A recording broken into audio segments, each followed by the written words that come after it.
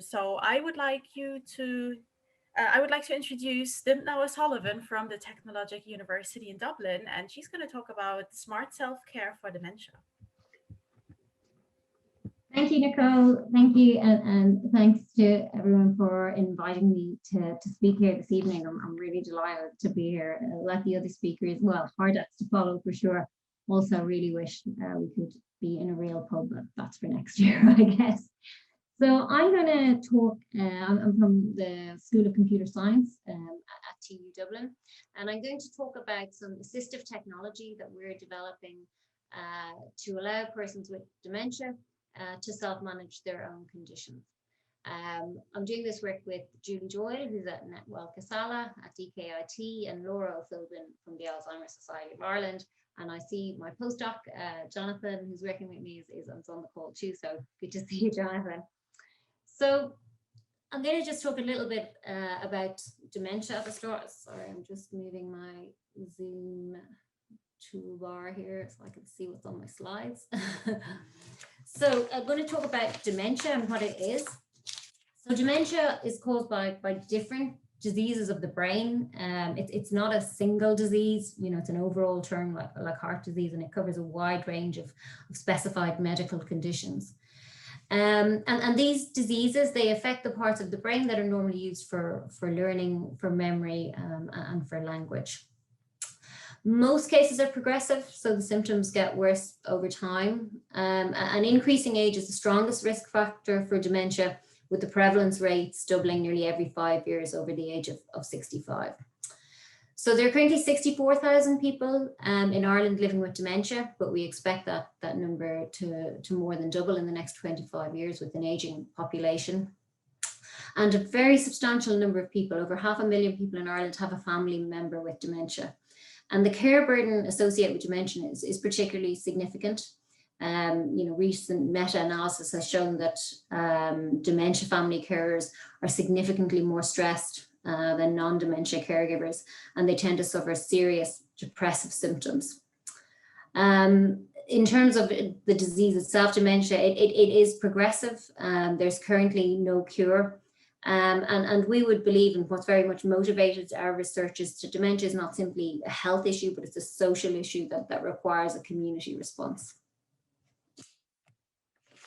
Can I change my slides? So a little bit more about dementia, because it's really not a very well understood condition. It isn't a single disease, as I said. You know, that's an umbrella term for many different conditions. It isn't a normal part of aging, although it usually affects you know, old people as they get older. It isn't a normal part of aging. 9 out of 10 older people don't get dementia, and you know, young people can get dementia too. If you have dementia under 65, it's known as early onset dementia.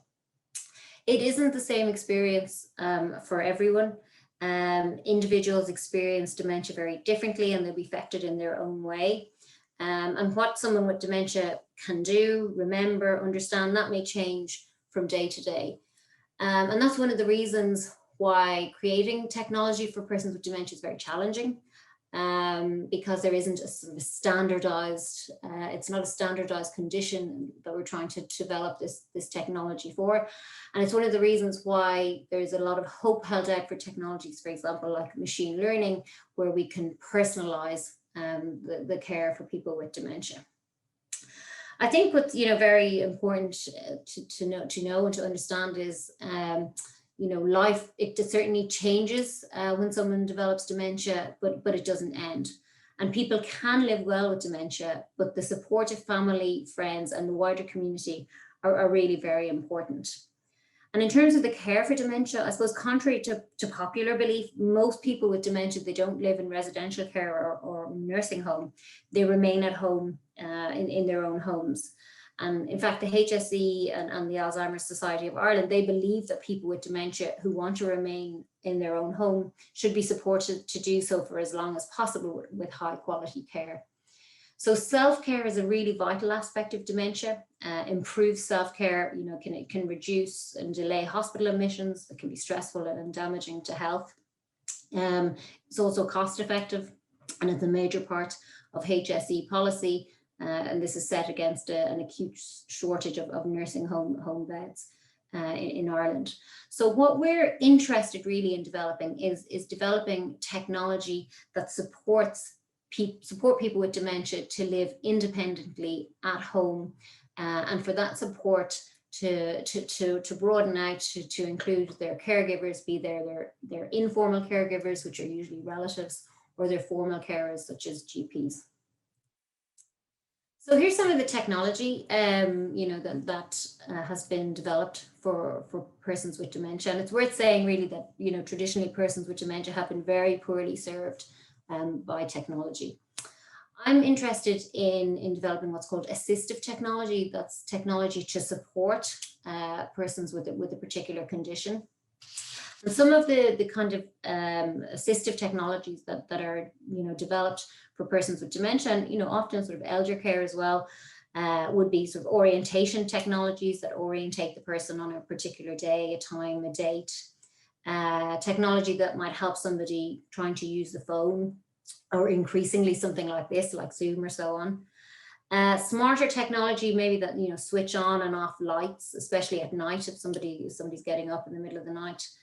Sensors around the house that can switch off electrical, gas appliances.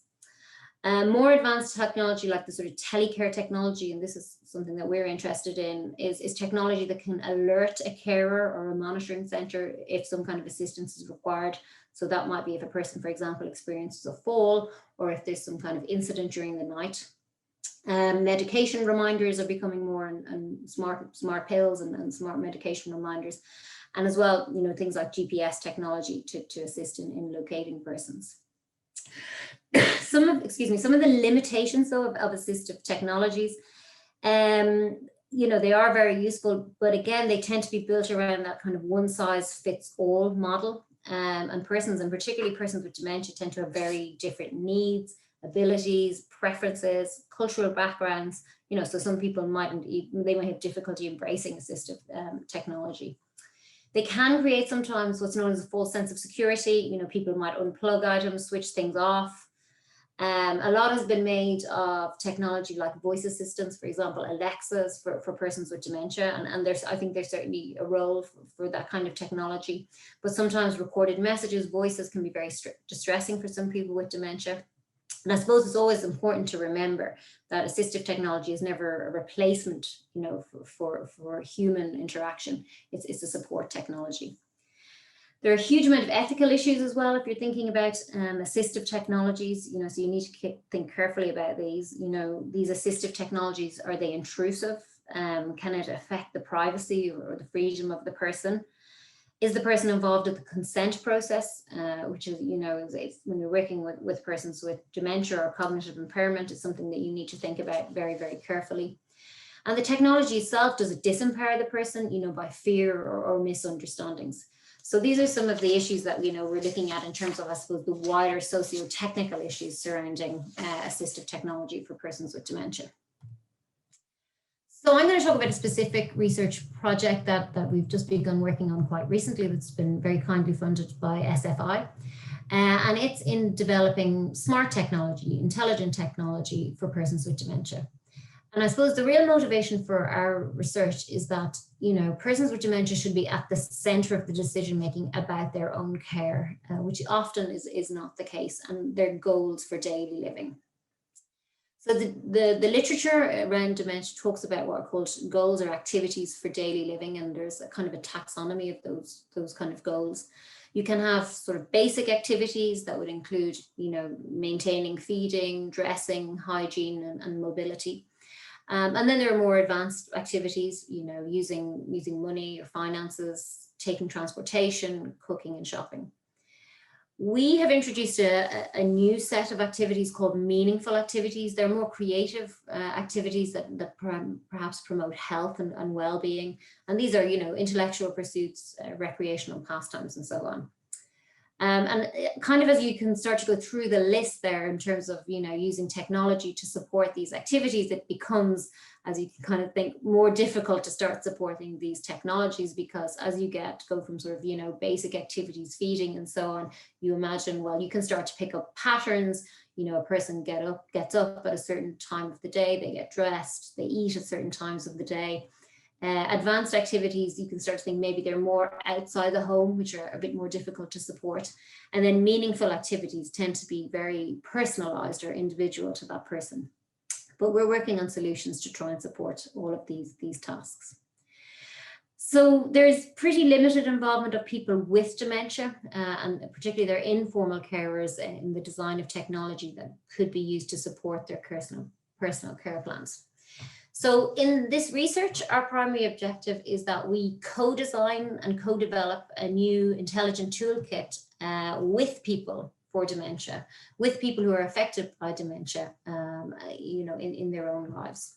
So we've currently started working on this. We're working with, as I say, Dr. Julie Doyle in Netwell Casala and the Alzheimer's Society of Ireland, and we're currently recruiting participants as members of our research team to help us develop these new technologies. So what are the main aspects of the technology that we want to develop? Well, the first thing is a very, you know, a simple user interface.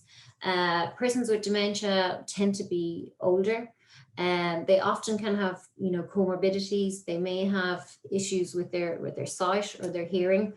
So, you know, this interface has to be specifically designed considering those aspects. So this simple user interface should allow people to create personal care plans, to specify their own goals for daily living activities, and allow them to sort of track their achievements and see how they're getting on. We want to develop a computerized goal model of care qualities for people with dementia. And this allows us, in terms of goals, again, to sort of monitor how people are getting on. Right now, in terms of what we have, what's called a care plan, most people with dementia, because they're sort of diagnosed by their GP at particularly early stage, they sort of fall between two carts of hay, as they say. They often don't have a formal care plan. If they do have anything digital, it's usually something like a Word document. So we want to create a digital care plan that's interactive and that is computerized so that we can, you know, monitor and estimate how people are getting on in achieving these care qualities.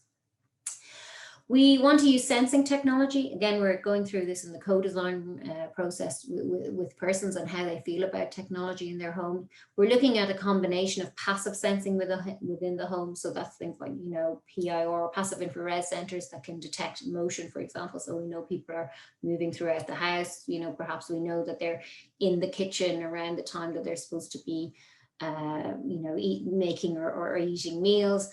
They're in the bedroom in the evening and so on. And also we're looking at on-body sensing. So, you know, we're looking at, for example, you know, bracelets and location trackers and so on.